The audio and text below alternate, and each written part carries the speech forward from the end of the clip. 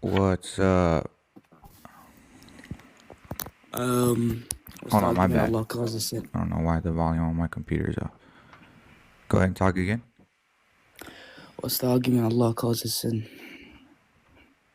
Yeah, the argument. So you want to go with that one? You can choose the Trinity is biblical and Allah causes sin. I picked the first one. The first one. Awesome, man. So you're a Muslim then, I'm assuming? Mm-hmm. Sweet. How long you been a Muslim for, bro? About 3 years. Cool. Do you converted? Technically, yeah. Technically, okay. Were you like born Muslim but didn't practice? Kind of like that? I was born of a deviant sect, Oh, a and then deviant sect. Like, what would you consider a deviant sect? like Shias. Oh, okay. So you were a Shia. So now you're a Sunni? Mm-hmm. Okay. What made you switch over? Well, first they believe Allah's will is created. The Shia do? Mm-hmm. Mm. And they have like lots of theological issues. And also they believe that Prophet Muhammad married a not so respectable woman, Oh yeah, which they. which would insult the Prophet. Yeah, they go in on Aisha, huh? Mm-hmm. God bless. God bless What's everybody. up, Lumen? Anyways, what's the argument Allah causes sin? Also, what do you mean by cause sin? Yeah. So what I'm saying is that Allah is the one who wills sin to be, and He's the one that Mm-hmm. propagates it, and basically without Him, there would be no sin. Allah wills for sin. I mean, isn't that how it kind of works? Well, not exactly, because in our paradigm, we have the free will to do things that can go against God. Wait, so can your will go against God's will? Can our will go against God's will? Mm-hmm. Yeah, we can do things that go against what God wants us to do. Yeah, we have So that you ability. overpower God. What's that? So So you overpower God. No. no, Yeah, hold on. I got you. So Because watch this. so So, no, we don't overpower God. God gives us the liberty to do things. It's a completely different thing. So our God correct. doesn't write stuff for us Mm-hmm. that we're gonna do, like your God So does in Islam. so does God, can something be if God doesn't will it to be? Can something be if God If doesn't God will it doesn't to will be? it. So I don't. yeah, what's up? I don't think he understands what Yeah, the yeah, term will actually means. yeah. So we'll get into the prompt and then we'll let you. You can ask us whatever you want, bro. You sound pretty cool, so we'll get into the topic. Okay, I so mean, if you mean Allah causes sin as in He yeah, allows sin to happen. he's the one that actually propagates it and writes it that people will commit sin. Like he's the one that causes people to sin. And your Quran says so. So does your paradigm. I mean, I have no issue of Allah willing and pre knowing that people will sin and Well, this is allowing not. sin to happen. Yeah, this is not like foreknowledge. This is like he wrote it out that people will sin. Mm-hmm. So it's not foreknowledge. It's he willed it that people will sin. Yeah, I have no issue of God willing sin. Okay, so you have no issue with God willing sin. So then, when in your paradigm, where it's there's a hadith that says that if Allah wanted to, He would have created a people that sinned and destroyed a people that never sinned, so He can have people that forgives. That sound fair? I'm sorry, can you repeat that? Yeah. So in your paradigm, there's a hadith Mm-hmm. where it says Mm-hmm. that if there was a people that didn't commit sin, Mm-hmm. Allah would wipe it out and then create a people that did sin and ask for forgiveness. I think you're misquoting the hadith. It You says think if I'm misquoting it? someone, yeah, it says if someone doesn't sin, He will wipe him from existence. That just means that he never existed at all. No, No, that's not what the hadith says. that's It not. says if you were not to commit sin, He will wipe you out of existence and replace you with someone who would commit sin. Okay, so if God wipes you from existence, does that mean that you never existed, or you existed at one point of time? No, it means you existed, and then he would wipe So- people out. So is existence only one point of time, or is it all of time? Whatever point of So time. when it says, Yeah. Go ahead. So if you wipe from someone of the entirety of existence, that would means mean they that existed. that means they never existed. no, Because that's not what it means. yeah, hold up. Let me So explain. actually, wait, are you Wait, hold better up. than Let your me scholars? just let me explain. No. Wait, let's go to what your scholars say. Yeah, let's let him Because- explain, and then because I want to make sure that he's heard and he gets his word out. You know what I'm saying? I don't want to. Yeah. So if someone existed in a point of time, he's still in existence because he existed in a point of time. Okay. If someone gets wiped from existence, meaning the entirety of existence, they never existed, since existence isn't just one point of time. Yeah. No. Okay. That So doesn't really follow. do you think your scholars would agree with you on this? Sure, yeah. Okay, can you quote me a scholar that agrees with you on this specific hadith? In Sahih Muslim, Yeah, I'll put it up on the screen. I don't I got have a scholar on top of my head. I because got you, if- man. I can put it on the screen for us so everyone can see it. because you know it's An-Nawawi who writes commentary on this hadith, correct? And Nawawi? Al-Nawawi, Imam An-Nawawi. the GOAT.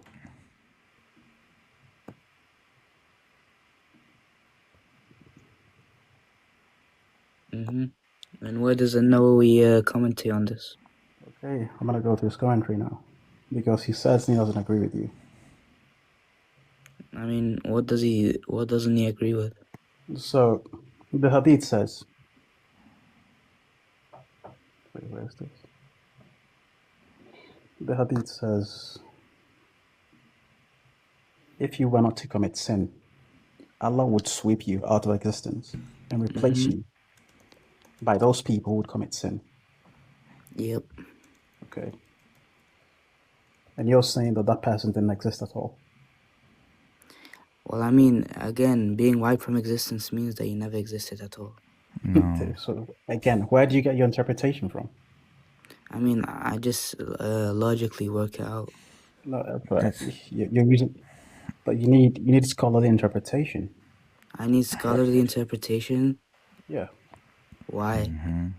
Yeah, because you're a Muslim. You don't No, take but from the scholars? if it's coherent to what scholars say and no scholar contradicts Okay, what then I'm quote me saying. a scholar that agrees with you on this.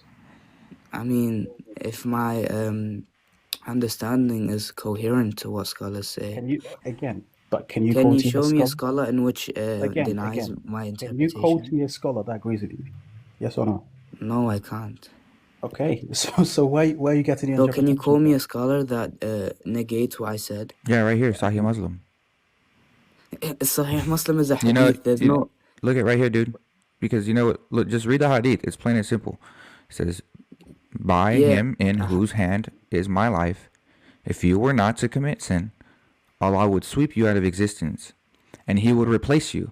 How is He replacing something that never existed? Yeah, by allowing the person to take his role of existence. So the other people that He wiped out did exist then. No, they never existed. What? How is He replacing something that was never yes, there? Yeah, because they were meant to exist. Then Allah changed it, and so that other people take their role. But can you quote me a scholar that goes against what I'm saying? Yeah, right here, Sahih Muslim, bro. That's not a scholar. That's a hadith. Can No, you give wait, me who's a Imam? Nawawi's? Muslim can is you- a can you- Muslim is a compiler of hadith, bro. What are you talking about? Yes, Okay, but so can you he's give a me? scholar. Yeah, I know. But can you give me? You said you So again, wait. You do said even a know- Nawawi do you even know commentates who on Imam this. Muslim is? So can you give me a Nawawi's commentary Do on you it? even know who Imam Muslim is? Yes, I know who Imam Muslim who is. is He's he? a compiler of Sahih Muslim.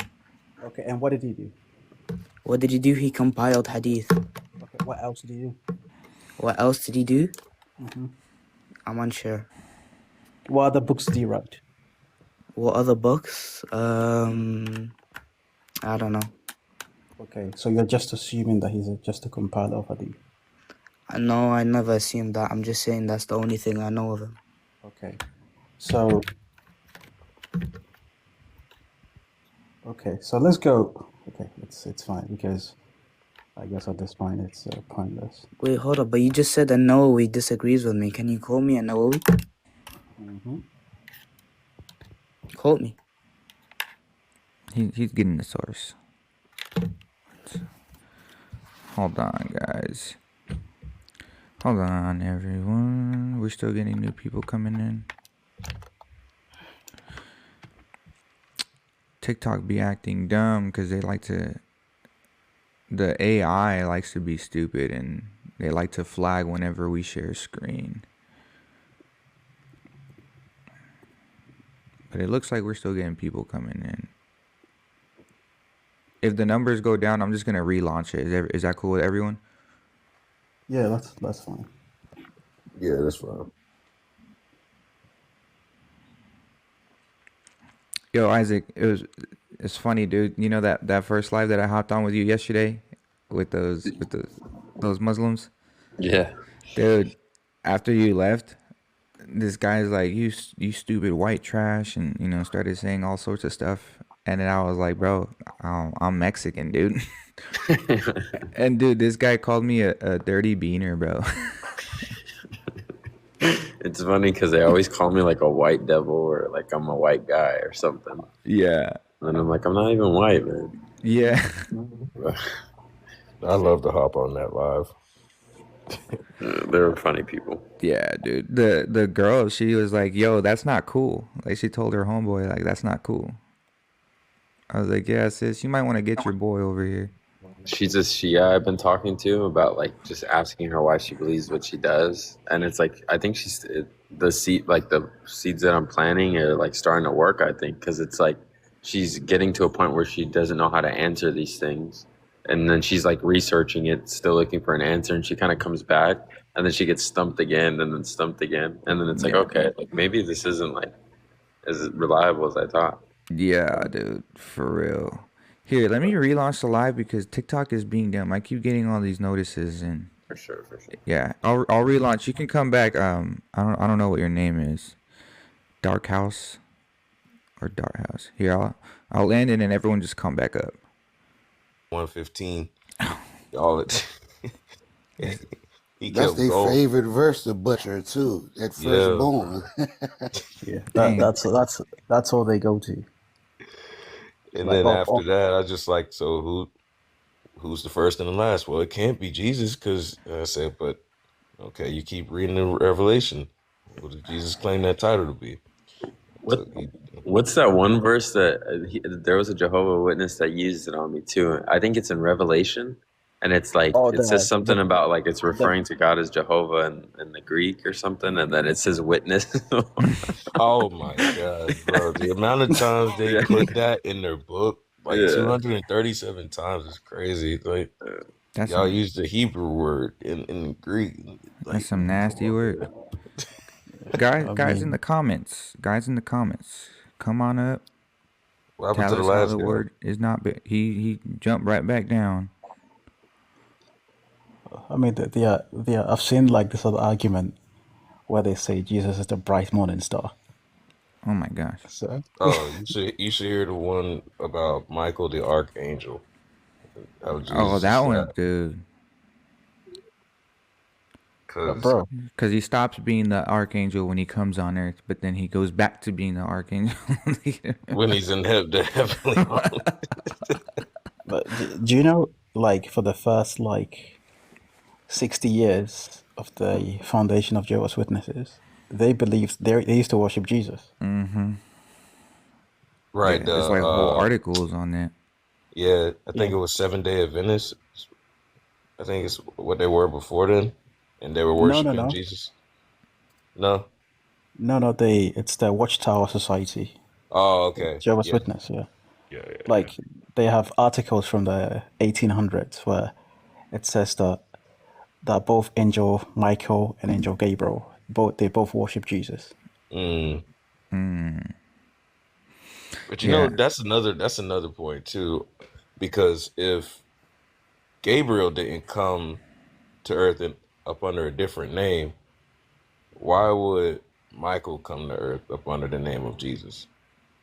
Right? Yeah, that's an Like interesting one. why would the angel change his, or why would God even allow the angel's name to change his name? What's up, Ortho Jew? Ah.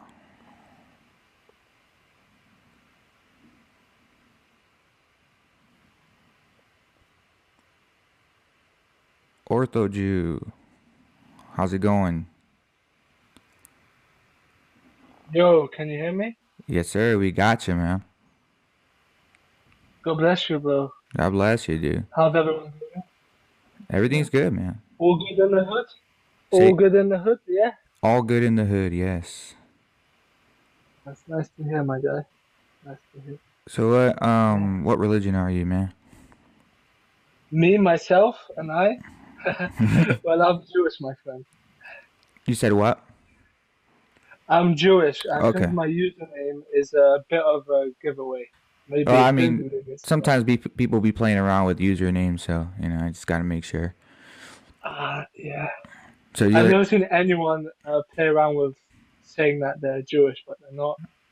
Hey ho. Hey man, I've been around a lot of trolls, bro. So Tell me about it. yeah. No, okay, Tell me so about it. you're an Orthodox Jew? Yeah, my friend. And you? Christian. We're Christians. So what? So I'm assuming you're Catholic, maybe?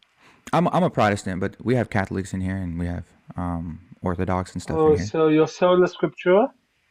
Yeah. How does that work? Like, how do you derive the correct interpretation?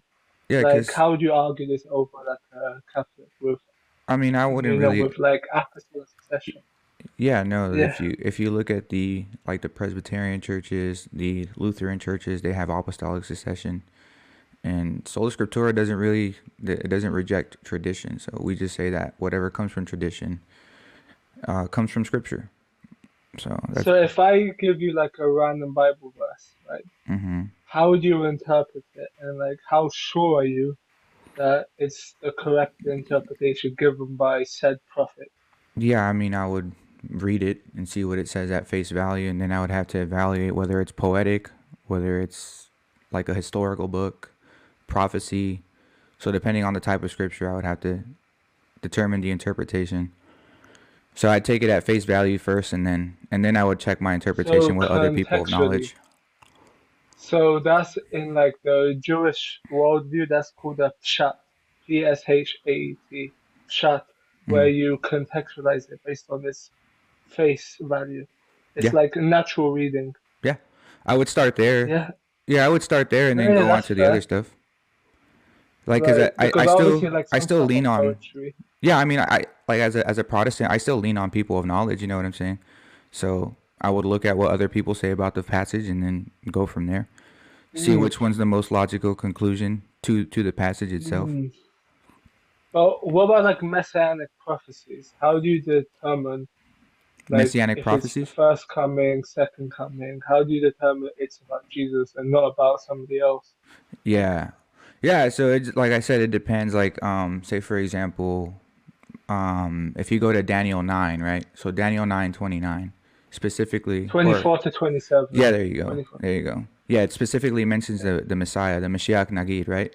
So it says that the Messiah I mean, it doesn't match up. Sorry, but it doesn't have the Hebrew definite article. So I wouldn't say the Messiah, like the.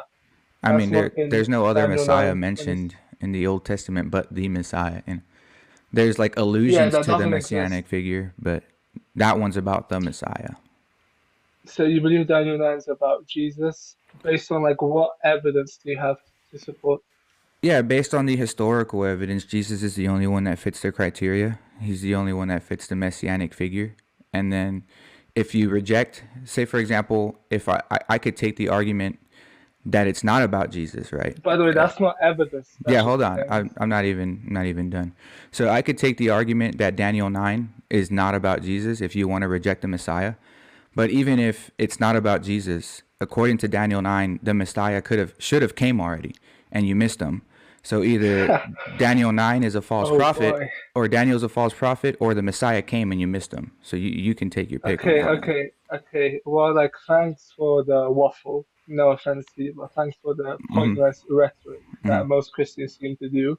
Sure. But in Daniel 9:26, do you know what the Hebrew word for cut off Yeah, you're means? talking about. Yeah, go ahead. So the Hebrew word for cut off is called karet. It simply means in Hebrew to remove. To remove. No, like again. Oh, Lumen! Let him go, Lumen. Let him go, Lumen. We got this. Let him go. He got cooked on this last time, bro. It's okay. Oh my god. It's okay, Lumen. We got this. We got him. Let him. You know what? Because Lumen is here, it's fine. But do you want to bring up my friend MS? Jacob, are you here? Yeah, MS? sure. I don't know. Yeah, do you want to write up my friend? He's You said MS? I believe he's ex-Muslim.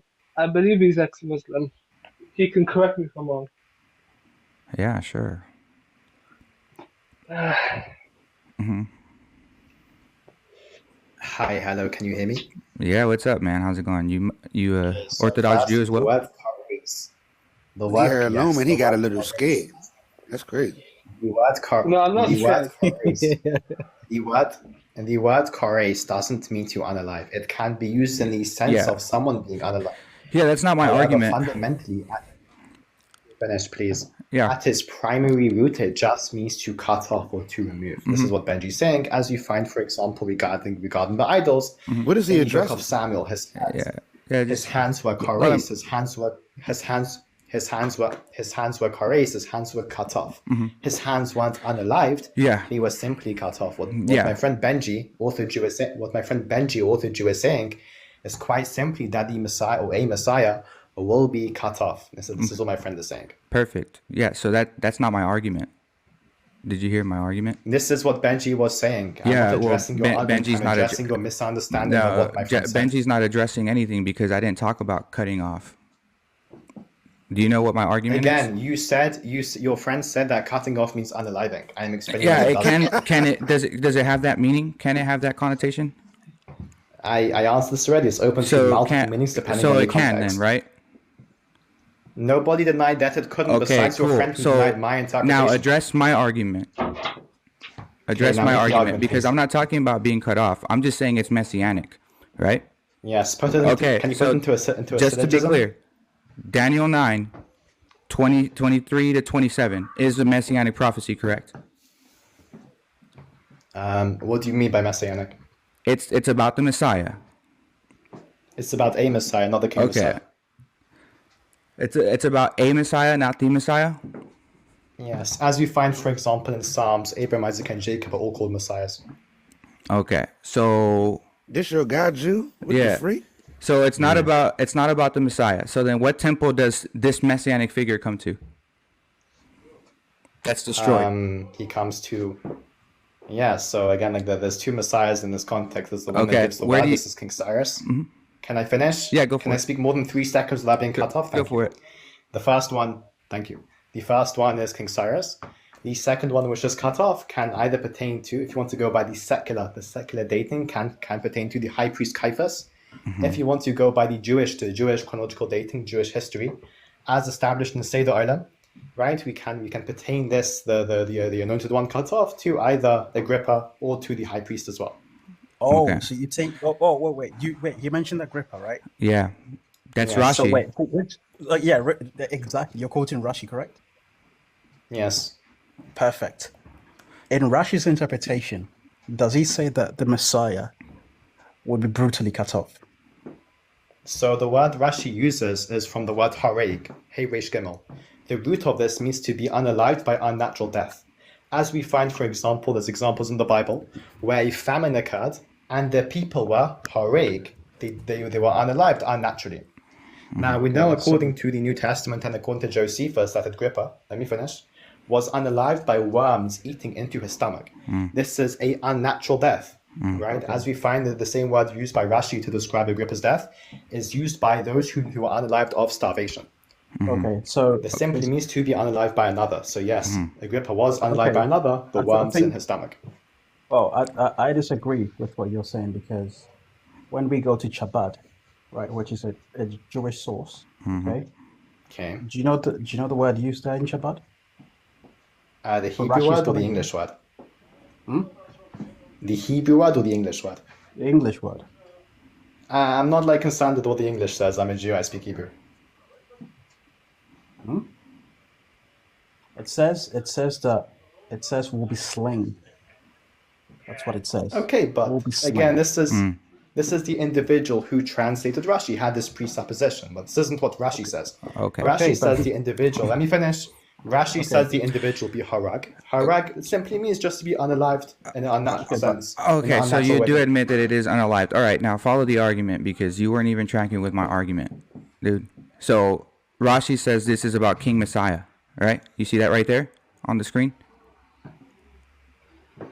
He doesn't say this is the King Messiah. Dude, this is literally his words right here. In verse 24, he's talking about King Messiah. That's the Messiah, right? Again, he is not saying the one to be cut off is the King Messiah, or the one, for example. So then who's the one that's cut off in verse 26? Can I finish? Again, according to Rashi, the one which is cut off pertains to King Agrippa. But he says right here, it's so then Agrippa is the Messiah? Let me finish. Is Agrippa the Messiah? I'm not going to let you waffle, bro. Is Agrippa the Messiah? Okay, well, if you can't let me respond, then we can't. Answer, then I'll let you expound. Is Agrippa the King Messiah? Bro, yeah, he can leave. These people, they think they're special. That's he's a crybaby, bro. I wanted him to engage. I want to understand his line of thinking. Like, I actually wanted that question answered. Here, by the way. He can leave. I'm still here. They behave like they're special. Okay. Like, you guys are not special, okay? Wait, I'm here, by the way. Don't insult me. No, yeah, you're good, Ortho Jew. But his voice is more clear than yours. We're not assaulting you or Jews in general. No, but Lumen said some derogatory stuff about Jews. Derogatory? Nobody insulted. No, he said Mary. So wait, he says like you guys think you're higher. So again. No, buddy. We're just saying that no one is special here. Like I came respectful, host. Yeah, I know, brother. Look, Ortho Jew, pay attention. What Lumen is saying that like. No one is special. Muslim, Jew, Christian. You start acting like that, you're done. Yeah, but finally he said it when the Jew left. Again, if a Muslim did that and left, he would have said the same thing. Again, you're trying to play the victim here. And that doesn't make it right. So doesn't make it right. You did it last time. You did the same thing last time. I never insulted anyone last time. Right. Did I insult you? Did I insult you? You made derogatory comments. So what comment did I make? People. Did I say Jewish people? I already repeated it. Did I say Jewish people? But you said it regarding my friend who left. That's what happens to be a Jew. It's funny. Wait. Did I say that's what happens to be a Jew? Okay, let's go back to the topic, host. Okay. So you're lying. You're lying, right? Okay, I'm lying. You never said anything. Okay, perfect. MC couldn't have been a Jew because he said he got 8, 12, 95 messiahs. So there's an issue there. Yeah. No, you need to understand something, that the Hebrew word for Messiah, what does it mean? Anointed one. Now, if we go to many verses, such as Exodus chapter 3, the high priests are called what? Anointed ones, yes, but we're talking about the figure in Daniel 9, in particular, is the King Messiah, according to Rashi. No. According to Rashi, does Rashi say it's Agrippa, or does he not say so? Yeah, look, I just pulled up Rashi's commentary, brother. Look at what he says in verse 24. Watch. So can you show me where he says, can you please show me where he says that anointed one, the Messiah, the King Messiah, will be unalive? Right here. Can you show me where he says this is interpretation right here, because he mentions the King Messiah right here in verse 24. You see that? What did I say? What did I say, host? Buddy, can you repeat my question, please? Is the King Messiah that Rashi is mentioning from verse 24 the same Messiah that's unalived in verse 26? Or is it a different messianic figure when the verses jump? Again, Rashi simply says that these 7 stuff, such as anointing the holies of holies, the most holiest place on earth, Rashi says that this will be anointed when the Messiah comes. Jesus never anointed the holies of holies, so he can't even be the Messiah. So, and if we go to verse 26, ouch! I like that argument. I like what you're doing. Go continue. I like that. Yeah. So the 7 stuffs that have to be decreed for thy people and thy city, right? 7 stuff, 7 individual, 7 separate stuff has to be done. Okay. Right? And if it's not done, then it's fine. And Perfect. now Rashi doesn't say it's the Messiah being unalive, which is the King Messiah. Okay. So in verse 24, it's not the King Messiah right here? Again, where does Rashi say the King Messiah will to be terminate unalive? the transgression and end to sins, so that Israel received their complete retribution in the exile of Titus and his subjugation, in order that their transgressions should terminate, their sins should end, and their iniquities should be expiated, in order to bring up them eternal righteousness. Through the Messiah. Oh, through the King Messiah, right? And Jesus never anointed the holies. Okay, perfect. Okay, perfect. So Daniel, so watch this, because that doesn't help you, because you're saying that according to Daniel 9, the Messiah should have come and anointed the temple, right? No. No. Rashi never says that. The text. 1 second. It says the people. It says the people and thy city. Open Daniel 9:26 right now. That's right here, bro. Open it right now. So please show it to me without Rashi's translation, and show me if it's regarding the Messiah. Is Rashi your rabbi or my rabbi? But the text is the text, and we're going by the text. Okay, perfect. Now, so then go by the text.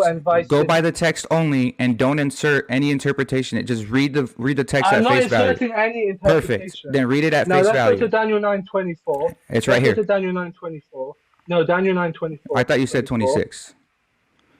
No, 24. It's for thy people and thy city. Mm-hmm. There you go. Where does it say the Messiah will do it? Show me. Where does it say that? In verse 26? Yeah, show me where. In verse 26. It says he will be unalive. What do you mean? It says thy people and thy city. Can you read English? It says for the people in plural. The inhabitants of the land of So the people are the Messiah. What? No. Okay. It's the task of the people to bring this, right? But they obviously didn't bring it because the holies of the most holies was never historically anointed. Right? There was no Ark of the Covenant there. So this is what the people to do. I like what you're doing there. Because according to Rashi, this should have been done before the destruction of the temple. So according right here, Rashi says this. He says that according to Jeremiah's timeline, he literally breaks it all down right here. This should have happened before the destruction of the temple. So now you're saying what should have happened? The anointing of the temple should have happened before its destruction, right? And it didn't happen. Oh, okay. So then you're saying that Daniel's a false prophet. No. No? I never so then it did happen, right? But it didn't happen. Okay, so then Daniel's a false prophet, according to you. Well, first of all, that doesn't help us if you want to claim it doesn't help blasphemy here. And where does it say it has to happen? Show me where it says it has to happen. You said that. You said that verse 24 says that the people have to anoint the temple, or the Messiah has to anoint the temple. You said that. They have to does not mean they did historically. Okay, so then the temple was destroyed. The people are wicked. Okay, so then the temple was destroyed then, right? Do you believe the people were wicked? Oh yes, absolutely. That's why the Messiah came. Right, okay, but they didn't do it. There you go. Okay, perfect. So then Daniel 9's prophecy is wrong. According to you. You can take that into... Not according to me, I never said so. According to you, for sure, if you want to take that. Okay, so did the Messiah come and anoint the temple? Did the Messiah? No, because it's not... No, so then Daniel 9's prophecy failed, according to you. Did anyone catch me saying it failed according to me? Can anyone please help the host? All of your Christian friends, can you please help the host here? Because you're clearly having a complete showdown. Okay, Wait. real quick. Just Christian crazy. friends, did he not say that the people would anoint the temple or the Messiah would anoint the temple? He said that the Messiah would anoint the temple. Okay. And I did never said. Amen. When did I say? According to the Old Testament, the high priest is the only one that can enter the holies of holies. I never said once the Messiah. I said it's for the people and its city to accomplish. Don't put words in my mouth, please. I my never brother, did it to you guys. everyone heard you say that the Messiah was going to anoint the temple, bro. You said that. Yes, he's gonna anoint the temple according to Daniel in 9, a right? sense that he's one. No. No, because according to Daniel 9:26 is for the people. Now, according to the Old Testament, the Messiah is the one to bring in the third temple and its miracle that will happen according to Jeremiah 34 all the way to 48. Yeah. So yeah, the Messiah is Okay, so then according to that Jeremiah's timeline that lays out when the Messiah was going to come, right? Daniel 9 says that the Messiah is going to come and anoint the temple, but you're saying the Messiah never came to anoint the temple. So that would make Daniel 9 and Jeremiah false prophecies. Can you show me where Jeremiah has the date for the Messiah to come? Do you want to show me where Rashi lays out the timeline for Jeremiah. It says it's from Jeremiah 29. I told you, what did I say? I said, show me where Jeremiah, in the book of Jeremiah, showed me where he says that. Because if we go to Jeremiah 30, all the way to 33, which is about the end times, it doesn't mention anything of the source of a timeline. It's only in regard to the 70 years of the first exile. Please, stop lying. So when Rashi says that Daniel or Jeremiah 29:10 is the timeline, because watch this. This is what Jeremiah says right here. This is where Rashi gets it from. Look at. You see that? Are you able to see that? Yeah, that's for Babylon, my friend. Okay, so he says, "For said to the Lord, for at the completion of 70 years of Babylon, I will remember you, and I will fulfill my good word toward you to restore you to this place." Right? So this is the 70 years. Oh, that's the first exile. Buddy, that's the 70 years. That's the 70 years that Rashi says. And he says, look at this right here.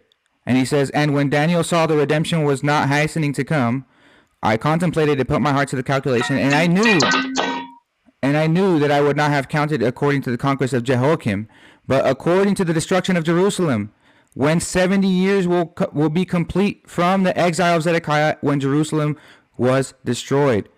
So he uses Jeremiah 29:10 to support his argument. He's supporting it for the first exile, where you had the priests. What are you going about? 1 second, don't interrupt me, host. Jeremiah 29 is about Babylon, the 70-year exile, in which in Daniel 9, he got confused with the timeline, so we had to ask. So Rashi's wrong. Prophecy. No, Rashi never says about the Messiah, nor does Jeremiah. Show me where Jeremiah says about the Messiah. Rashi doesn't say that Daniel 9 is about the Messiah? Again, I'm speaking about Jeremiah here. Let's go to Jeremiah 29, the place that you brought up, and show me where it's regarding the Messiah. Because it's regarding Babylon, the first exile. Yeah. What are you doing, host? And what is okay? So then, when Rashi uses that to support his timeline for the Messiah coming in Daniel 9, is he wrong? For the destruction of the temple, not the Messiah. So was the second temple destroyed then? Again, but that's not what I'm saying. I'm saying Jeremiah 29 about the Messiah. You implied to be Jesus. I'm not even inserting Jesus in there yet. I'm just saying it's a messianic prophecy. You keep on saying the Messiah. Okay. You keep on saying the Messiah. So wait, do you not believe in the Messiah? I never said that. No, okay, so I can say that then, right? Stop diverting. Stop diverting. Show me in Jeremiah 29. So just to be clear, when I say the Messiah, I'm not wrong in saying that, right? First of all, the Hebrew term for the Messiah in regards to the high priest, so in regards to the King Messiah, doesn't exist. So stop saying the Messiah. Daniel 9:29. Jeremiah 29 is about the 70-year exile of Babylon. Yeah. That's got nothing to do with the Messiah. And then Rashi says that about it. that's the timeline that he gets, right? For the destruction of the temple, Which not the temple? Messiah. Rashi's. Of course, the second temple. But Oh that's not my in gosh! regards to So the then I King was Messiah. right, dude. My gosh, bro. Nobody says you're wrong. Oh, You're you were implying just that arguing. it's My regarding gosh, the hold King on. Messiah. Just pause real Actually quick. did say that he was wrong, bro. Was You was okay. dude? You We can just prove ran your around. point, no We ran problem. around for 10 minutes for you to conclude that I'm correct. Like what? I never What are said we you're doing correct. this? What are we I never doing here, said bro? it's regarding the King Messiah. Do you believe it's about the King Messiah? Wait, Daniel that's what he 9? does. That's literally what Yeah, he does. brother. Okay. Brother, okay. listen. You want to know why this has to be about the Messiah, not just any anointed figure? Sure. Okay, because the second temple was supposed to be better than the first temple. And why is it better than the first go temple? To Hosea. Yes. Why is it? But why is the 1:10. second temple better than the first temple? Okay. Do you want two answers? Do you know why this? I'll give you the answer. Okay, just answer directly, please. Why is the second temple better than the first temple? Okay. Do you realize that the Old Testament doesn't give an answer? Yes, it does actually. Where? In Daniel 9. It doesn't say what? Yes. Well, show me where it says the reason why the second temple is better than the first temple, brother, is because the actual Messiah was going to come to the second temple and anoint That's it. a presupposition. Okay, so you don't believe that? You don't believe that? Flagging you for presupposition. Do you not believe that? Flagging you for presupposition. I'm not going to answer so your question you don't based on believe that the actual Messiah was going to come to the second temple? I'm not going to answer your question. All right, based thank upon you. The presupposition. Thanks for coming. Yes. Bye-bye. Bye-bye. Cook. Yeah, you definitely got cooked, Running bro. away. All right, bro. Just so you guys, I mean, I don't know if you guys have dealt with rabbinic Jews that much. That was good, man. Bro, that was real good. It's because look, this is the problem you start running into when you become when you're a rabbinic Jew, bro. So what I did was I like to call this the Daniel dilemma, right? Because regardless of which way they want to go, if they want to say that Agrippa, like Rashi says that that Agrippa is the Messiah, if they want to go with it's just a high priest being the Messiah or anything, he already admitted that the Messiah is supposed to anoint the temple according to Daniel 9. So then, if the Messiah doesn't do that, then Daniel's a false prophet. But if he doesn't do that, then he has to explain who the messianic figure is and why they missed him. There's no way around it. The last time I spoke to him, he was cornered. He had nowhere to go. You know what he did? He was like, "Oh, but Rashi is not a historian." Hey, man, take it up with him. Take it up with Chabad.org. I was confused on the Babylon part, right? Because like even Zechariah, he speaks of Zion and tells Zion, flee from the daughters of Babylon. So it's like Babylon isn't always spoken of as a physical place. It is understood spiritually, right? That the people there are doing the same things as those who lived in Babylon, right? The same spirit of Babylon is in whatever place that is spoken of, and these people need to be freed from these other people, right? So it's not even like, yeah, he's crazy, bro. It's crazy. And he rejected Rashi. That's what blew me, because I don't even usually, like y'all know, I run arguments strictly from the Bible. You get what I'm saying? But for to see him bring up Rashi and then you to agree with Rashi, right? And then him to reject it was insanity. I'm like, hold on, bro. You just brought him up. How you going to say, no, show me in Jeremiah? Hold up, though. Because if we show you Rashi, that's your authority. And he agreed with me. He literally agreed with me that it was oh my gosh, bro. I was like, yo, I literally felt like Sam when he debated that Jew on what the breath meant, whether it was the spirit. And they went around for like 20 minutes, all for it to be concluding that breath is spirit. Like, I'm just like, yo, like, what? Like, are you kidding me right now? What is this, bro?